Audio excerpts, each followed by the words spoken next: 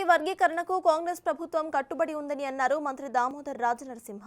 తెలంగాణ రాజముద్ర తెలంగాణ తల్లి రూపుపై ప్రజా అభిప్రాయం సేకరించాలని నిర్ణయం తీసుకున్నామని అన్నారు. అయితే గద్దర్ అందేశ్రీతో పాటు త్యాగమూర్తులకు ప్రభుత్వం తగిన గుర్తింపు గౌరవం కల్పిస్తుందని అన్నారు మంత్రి రాజనరసింహ.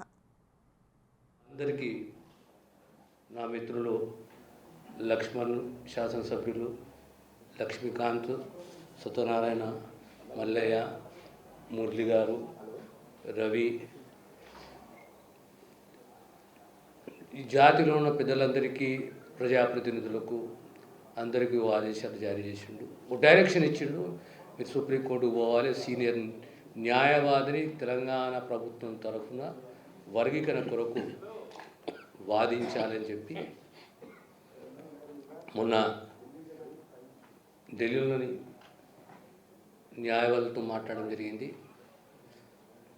మా ఏజీ కూడా మాట్లాడారు, సుదర్శన్ రెడ్డి గారు. ఈరోజు సుప్రీంకోర్టుకు అటెండ్ అయ్యి వాదనలు విన్నాము. ఇంకా వాదన కొనసాగుతున్న లంచ్ తర్వాత తెలంగాణ రాష్ట్ర తరఫున వివేక్ తన్కా అనే సీనియర్ కౌన్సిల్ని ఈ వర్గీకరణ వాదన వినిపించడానికి,